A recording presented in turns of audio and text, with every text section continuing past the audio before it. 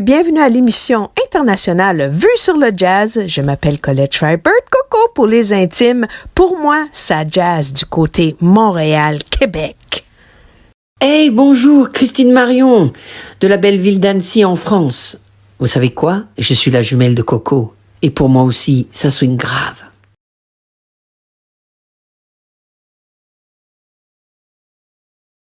Merci. Salut tout le monde. Bienvenue à Vue sur le jazz international avec moi, Coco, et la chère Christine Marion en France.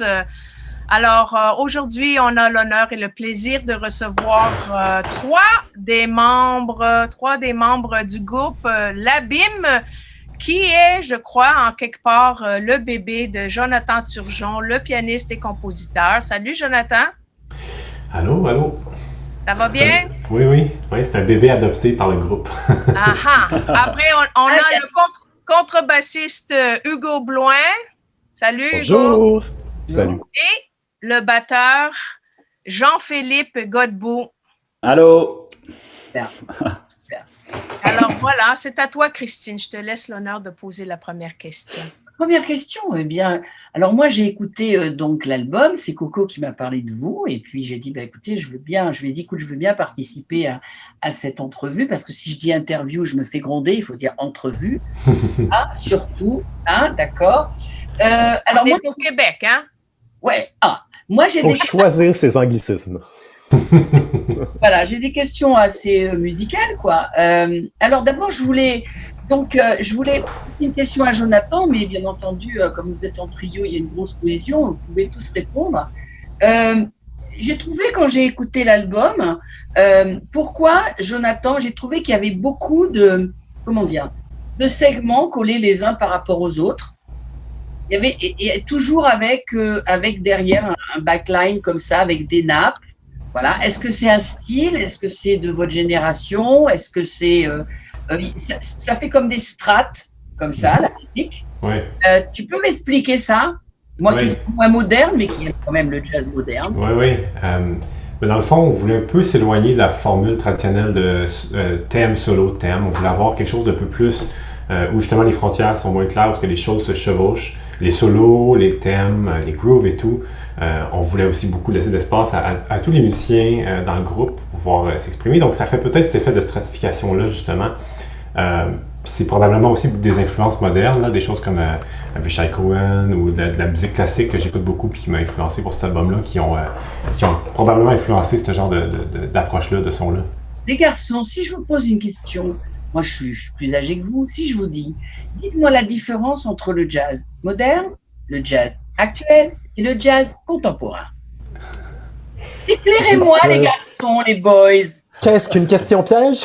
Pas du tout. Parce que tu vois jazz moderne, jazz contemporain, tu vois jazz actuel. Ouais. Je répondrai avec la question « Qu'est-ce que le jazz ?» Rendu là, c'est tellement dur à définir de base que de vouloir... nous, on dit jazz moderne, mais dans ma conception à moi, si on voulait être vraiment clair, ce serait pas forcément du jazz moderne. Jazz moderne, c'est pas ce qu'on fait forcément, mais personnellement, je l'appelle comme ça parce que c'est peut-être plus facile à classer. À classer pour les gens qui connaissent peut-être moins ça, ou je sais pas. C'est-à-dire que c'est pas du jazz traditionnel standard. C'est plus ça que j'entends. En fait, avant que Hugo et JP y répondent, en fait, on se comprend tous, c'est-à-dire qu'il y a de l'improvisation, il y a des accords qui sonnent jazz, donc c'est dans cette catégorie-là, c'est ça? Hugo? Oui, il y a plusieurs éléments. On a souvent cette discussion-là dans le groupe parce que on sait qu'on fait on fait notre musique, on sait qu'il y a des éléments qui sont communs avec le jazz. Puis en même temps, on sait qu'il y a des éléments qui sont pas communs avec le jazz. D'où la question de Jonathan avec le sourire. Qu'est-ce que le jazz, puis est-ce du jazz? Parce qu'on se la pose souvent, je vous amène cette pièce-là, mais c'est-tu vraiment du jazz? On peut dire en tout cas que souvent la musique qu'on fait swing pas. Les croches sont pas swingées. Ce qui est un élément quand même caractéristique du jazz qu'on va dire traditionnel, ou de plusieurs courants du jazz avant nous. Et même le jazz moderne, souvent, ça fait partie d'une partie composante du jazz. C'est ça. Fait que là... Qu'est-ce que tu en penses, JP? Qu'est-ce que tu en penses? Moi, je pense que c'est la faute du batteur, dans le fond. Exact.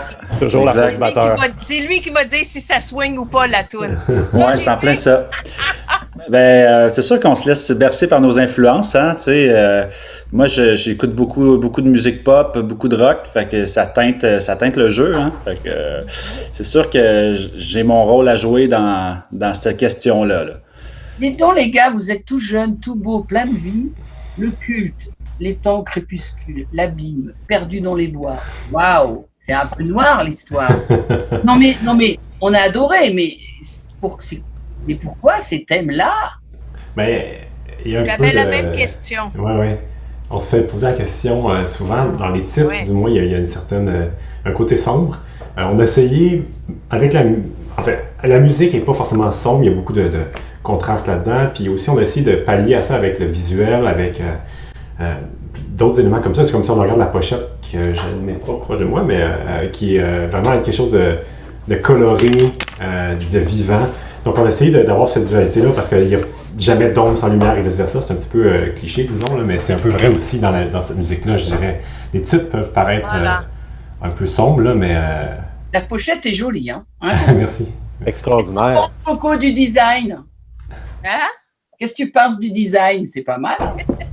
Oui, c'est sympathique. C'est qui a fait le dessin? On peut... Ah, ça, c'est ma mentionner. copine, son nom d'artiste, Rosie Land.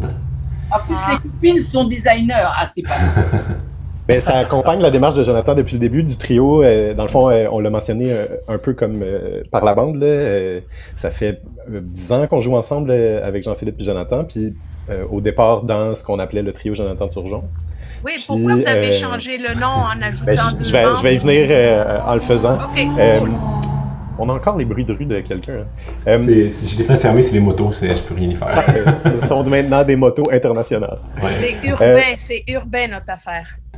Puis, depuis le début, c'est Rosie Land qui fait les pochettes du groupe. Puis donc, son parcours d'artiste, on voit son évolution du parcours d'artiste en même temps que le nôtre. Fait qu'il y a comme une dimension intéressante. Moi aussi, j'adore ce qu'elle a fait pour l'abîme. Puis, pour répondre à la question de l'évolution du nom, ben, au premier album, Au fil des feuilles qui craquent, on était en trio... affirmation de style. C'est un super album à réécouter. Moi, j'aime bien y retourner. Puis dès le deuxième, on avait un invité, super saxophoniste, Frank Lozano. Donc, on était en quatuor. Et mais vous on avez appelait gagné ça un le... prix pour ça. Oui, ben en fait, on a gagné un prix au Festival de Jazz en 2018 pour Rising Stars, Stingray Rising Stars, les étoiles Stingray, pour Kick la Canne. Puis bon, l'album a été en nomination pour album de l'année à 2 différents prix. Mais à ce moment-là, on appelait ça encore le trio Jonathan Turgeon plus Frank Lozano. Ah, ce Là, ben, Jonathan, alors ce Jonathan, il prédomine. Hein. Puis rendu en quintette, on cherchait une formulation trio plus 2, puis là, ça avait plus de sens. Puis, Dites-moi les gars, ça fait 10 ans en trio, mais vous avez quel âge là? Non mais attends, vous êtes très jeune là. Alors, on doit se commettre sur les ondes. Moi, j'ai 37 ans. 27 ans, là, on était déjà 30, 37. 37. 37. Ah, ils les font pas, ils sont... T'as de l'air 27, hein? C'est bien? Coco. La France, c'est t'as moi de l'air de 27 ans. C'est moi le doyen. Ah, c'est toi le doyen, très bien. Ouais. Oui, c'est les jeunesses. Coco, vas-y, je te laisse la main, Coco. Et Jonathan, lui, t'as quel âge, Jonathan? 31. 31. Jonathan Rosie, c'est sa conjointe. Et puis, félicitations. On va avoir un bébé. Enfin, il est déjà là, vous allez peut-être l'entendre si je me il est pas le micro arrivé? assez vite. Il est arrivé depuis un mois. C'est ça, c'est la relève du jazz montréalais. Dites-moi les boys, là, alors, il y a 3 cultes, là, dites donc, c'est complètement ésotérique, cette histoire. Hey, mais quelle belle aventure! Pourquoi le culte? Ben, le culte, ça peut être plusieurs choses. Moi, j'ai beaucoup d'inspiration littéraire aussi quand je compose. Dans les années que j'ai écrit cette musique-là, j'avais lu beaucoup de H.P. Lovecraft et de Edgar Allan Poe. Puis cet univers-là a transparu dans la musique, puis ça m'a donné envie de nommer cette pièce-là comme ça. Mais on veut pas forcément renvoyer à seulement une chose avec les titres. Là. Le culte, ça peut être plein de choses. Ça peut être le culte, je sais pas, de la surconsommation, le culte de la beauté, ou le culte de toutes ces choses-là. Je veux dire, c'est le culte en général. Pourquoi il y en a 3? Ben, parce que c'est une suite, parce qu'il y a beaucoup de thèmes musicaux, si on porte attention, il y a beaucoup de thèmes qui sont récurrents, en particulier un motif Le T-dou-dou, qui est masqué, qui est modifié, qui est trafiqué un peu à travers les 3 pièces. Donc, si on écoute bien, il est très présent. Mais en fait, on va prendre ça comme une. En fait, là, on se rapproche un peu du classique. C'est une suite, quoi. Oui. D'accord, très bien. Ok. Et Jean-Philippe, toi, t'as quel âge? 33. OK. La question qui brûle sur toutes les lèvres des auditeurs. C'est important, votre âge, hein, vous avez vu. Hein. Toutes nos auditrices veulent savoir. Mais Jean-Philippe, toi, tu fais partie de plusieurs autres groupes, que ce soit pop ou rock. C'est quoi qui t'intéresse dans le jazz? La liberté. La liberté, puis pouvoir Pas ça faire dans le rock puis dans la pop?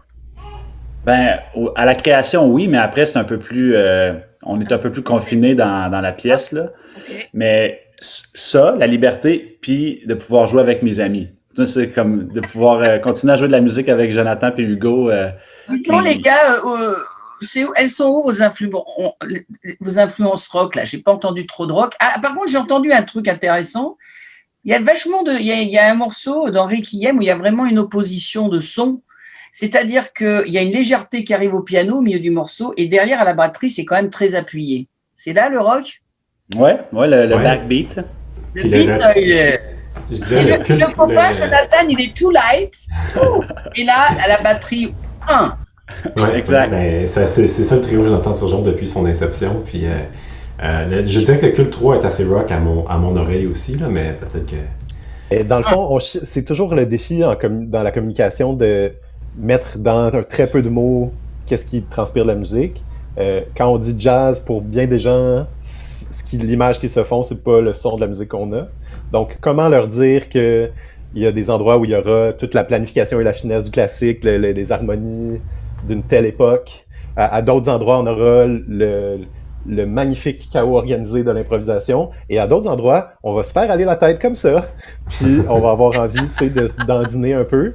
Puis là, fait qu'il y a l'utilisation de riffs. Évidemment, dans tous les styles, il y a l'utilisation de motifs. Alors, on appelle ça des ostinatos, on appelle ça, oui. Là, en rock, on dit des riffs ou des grooves.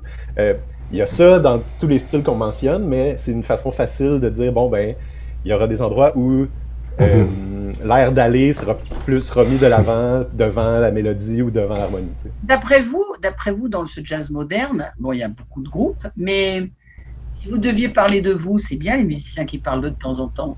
Alors, vous avez un son, vous avez une particularité, vous avez quoi? C'est dur de parler de soi, mais c'est quoi le truc un peu particulier que vous avez? Moi, personnellement, je pense que ce qu'on a, c'est qu'on n'a vraiment pas peur de se lancer.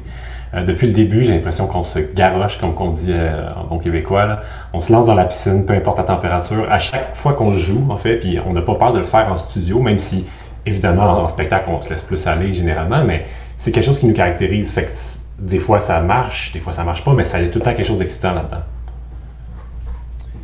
Vraiment, la prise de risque, c'est une des raisons pourquoi on continue à jouer ensemble. Quand vous allez jouer votre disque la prochaine fois, vous jouez pas tantôt. Comme... C'est ce soir. Ce soir, il joue et demain. Alors, est-ce que vous jouez vraiment votre disque? Alors, les impros, parce qu'en fait, là, il y a des choses qui vont être récurrentes ou il y a vraiment des plages de livres? Ben, les sections d'impro sont... dans chaque pièce, il y a des moments inédits. Là. Il n'y a aucun solo qui sera rejoué. Et vous avez toujours la section de cuivre derrière? Oui, on a les deux musiciens avant, là, donc multiples saxophones, flûte et clarinette. Ils sont que deux, même malgré leurs 8 instruments. Ouais. Alex Daudier et Gabriel Genet. Oui, merveilleux multi-instrumentistes qui viennent justement concrétiser le fait qu'on appelle ça la BIM parce que c'est un son différent complètement si on compare aux autres albums, puis on est 5. Fait que c'est un peu pour compléter ce qu'on disait tout à l'heure, pour ça qu'on a changé de nom en fait. Puis ça caractérise le son de la BIM, on demandait qu'est-ce qui fait que c'est spécial. Il y a l'unité du trio, je pense qu'on a un son ensemble comme section rythmique puis comme trio. Pourquoi vous avez pas fait des background vocaux, un petit peu vos voix, des nappes de son? Parce que je chante horriblement mal. Vous en parlez de chant, mais juste peut-être la voix. Jonathan, la voix, ça t'a pas tenté? Même je pense que ça tenterait pas au public de m'entendre parce que c'est pas génial ma voix. On axe sur nos forces, hein? Ils sont très malins. Jonathan, il y a plein de ballades quand même. Alors, c'est parce que c'est la BIM, mais il y aurait pu avoir des tempi un peu plus rapides, non? C'est vrai, je pense que peut-être qu'on voulait contraster avec l'album précédent qu'on a fait, Les Rêves errants, il y a quelques pièces plus explosives, donc avec la canne et Barrage, qui étaient vraiment, vraiment des tempos plus élevés, puis on s'est dirigé vers une autre direction, justement, juste pour peut-être varier, contraster, de laisser plus le temps aux harmonies, puis à ces choses-là de transparaître dans la musique. Est-ce que c'est dans cet album où vous êtes, les gars, vous êtes le plus laissé aller, vraiment? Il a été. Non, non, Jean-Pierre, non, JP, non.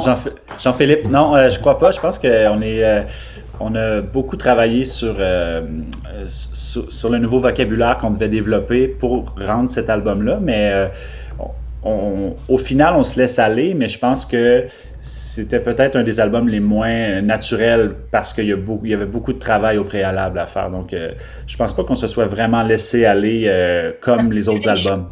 C'est riche quand même. C'était assez dirigé, ouais. Non, c'est riche, il y a beaucoup de choses quand même. Ah, c'est riche, oui, tout à fait. Moi, j'ai une question pour Jonathan. OK. Il y a dans la Culte 2, OK, il y a, ça file comme si c'était un grand ensemble. Alors là, vous aviez un album, vous aviez Frank Lozano, vous avez cet album-là, vous avez deux souffleurs avec vous. Est-ce que tu penses que tu vas travailler pour faire un album avec grand ensemble? Diriger ça? Un jour, peut-être, j'aimerais ça, mais c'est tout le temps quelque chose qui me fait peur. Je crois qu'on avait déjà parlé, on avait fait l'entrevue, on a déjà parlé avec Jonction quand j'étais venu avec Samuel. C'est ça qu'on aimait du son de quintette en général, puis c'est encore ça que je trouve qui est vrai, c'est que ça a le potentiel de sonner gros, même si on n'est pas beaucoup. Donc, on dirait que c'est peut-être une peur irraisonnée, mais j'ai peur de perdre le contrôle avec un gros ensemble de 20 musiciens, puis de perdre le focus, disons, l'espèce d'aspect. J'aime vraiment beaucoup l'hybride du quintet ou même du sextet qui est comme une formation restreinte mais qui sonne large. Mais c'est sûr quelque chose qui m'intéresse puis je vais expérimenter. Moi, je trouverais ça cool, tes projets avec l'Orchestre national de jazz de Montréal, ça serait super chouette. Eh bien, Coco va être votre On les salue. Pas longtemps. Hein. Ça va arriver.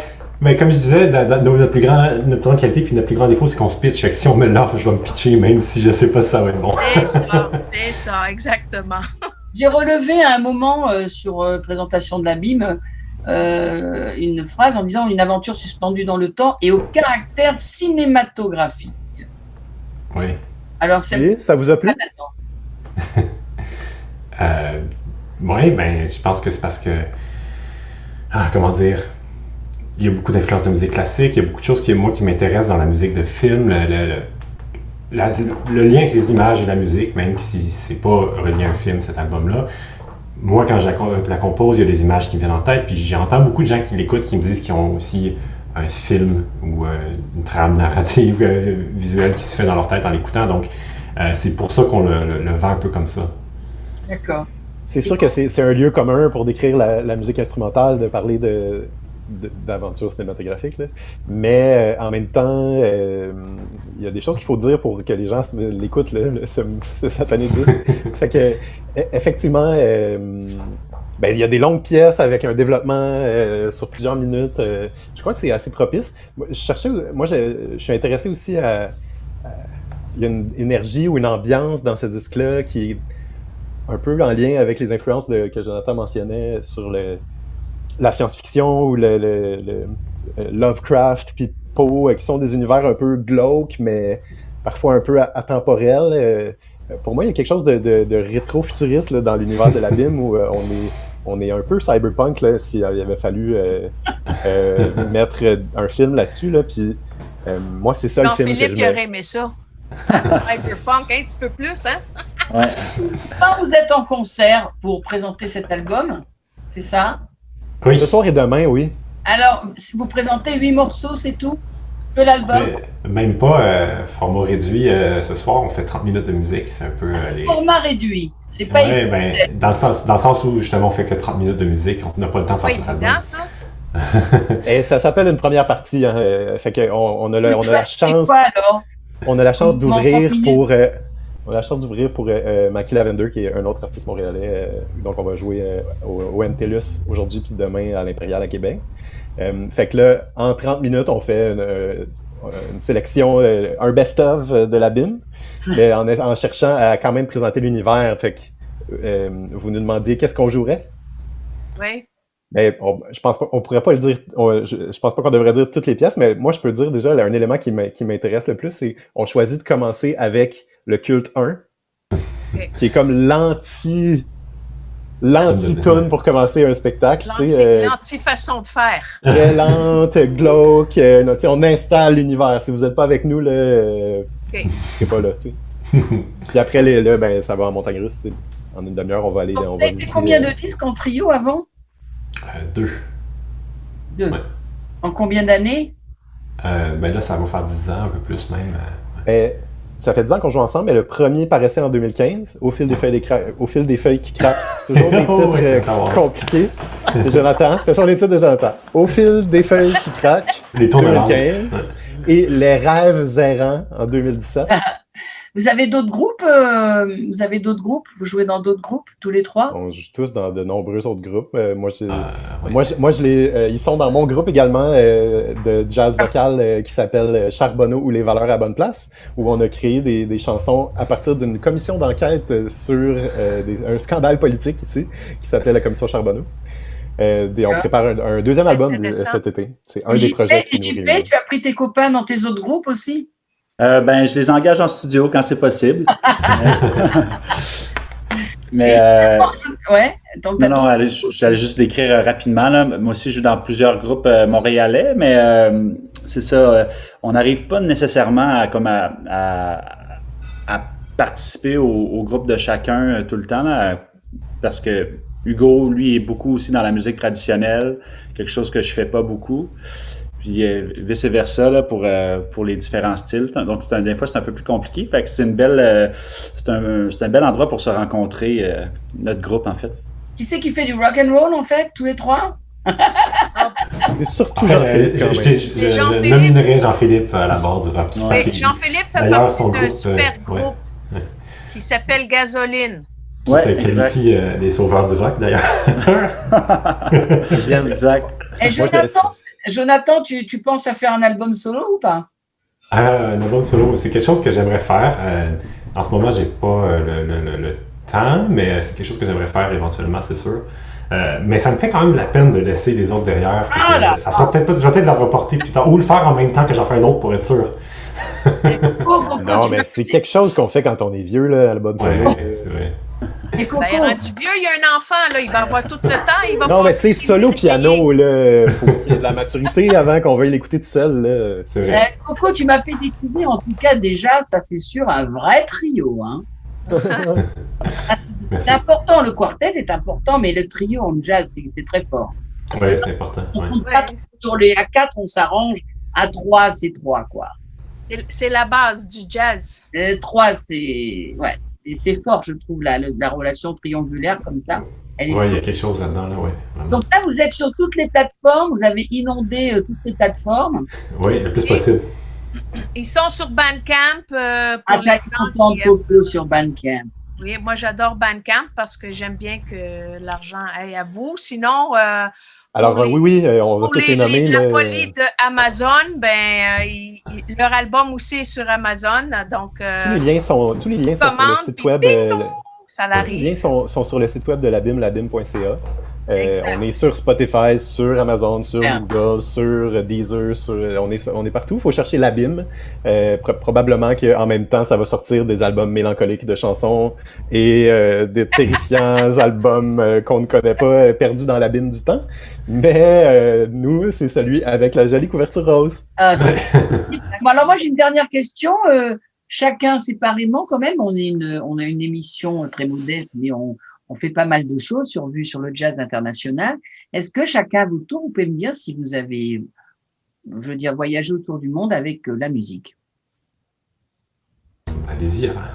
Moi, j'ai eu la chance d'aller faire quelques spectacles en France et en Allemagne, mais sans plus. C'est un peu un rêve encore que je chéris là, beaucoup, là, voir le monde avec la musique.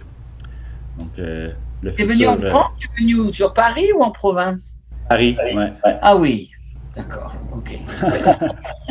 Bon, ça, c'est bon à savoir, vous avez envie de voyager. Et Hugo? On a tous envie de voyager, puis faisant des musiques qu'on appelle ici à créneau, on doit voyager pour en vivre, tu sais, fait que Autant, là, Jean-Philippe a mentionné que je jouais des styles dans lesquels il n'était pas impliqué. Fait que, ce qui m'a fait tourner internationalement jusqu'ici, c'est la chanson puis la musique traditionnelle. Fait que pendant de longues années, j'avais un hommage à Brassens qu'on faisait en duo, qui s'appelait Brasser Brassens. Donc, ça m'a amené plusieurs années de suite en France dans les festivals de moustachus. C'était extraordinaire. Notamment là, à Vaison-la-Romaine, où il y a le festival Georges Brassens, puis au Brassinciade à Pirée. C'était super. Puis avec un autre groupe de musique traditionnelle qui fait la rencontre avec l'électro, une espèce de world beat québécois qui s'appelle Maz. On a eu l'occasion de tourner... M-A-Z. Oui. Ouais, M-A-Z. On a eu la chance de tourner un peu partout, du Ghana à la Pologne. Et là, c'est sûr que du Ghana à la Pologne, ça fait pas mal. Hein. Exact. Ben bon, on mentionne les quelques pays qu'on a touchés. Là. En pays de l'Est, la France, beaucoup plus, de l'Est, tout ça. Beaucoup plus en Amérique, au Mexique, puis aux États-Unis, mais voilà. Ouais. Et l'Asie, tous les deux, non? Pas encore. Pas encore. Là, c'est 3 semaines de quarantaine, on va se calmer. Ouais. Jonathan, et toi? Moi, j'ai eu la chance d'aller à Jazz à Vienne pour 2 concerts. Puis j'ai aussi joué au Périscope à Lyon. En fait, c'est ça mes plus belles expériences de musique à l'étranger. Lyon, le Périscope, ils adorent la musique actuelle. Oui. Bon, c'est bien. Écoute, Coco, je te les laisse encore un peu, mais ils sont charmants, ces garçons-là. Hein. C'est pour ça que je te disais, ça vaut la peine, c'est le fun, mais c'est quand même les fleurons du jazz québécois, ça. Mm-hmm. On leur a dit, c'est sur vos ondes qu'on leur a entendu.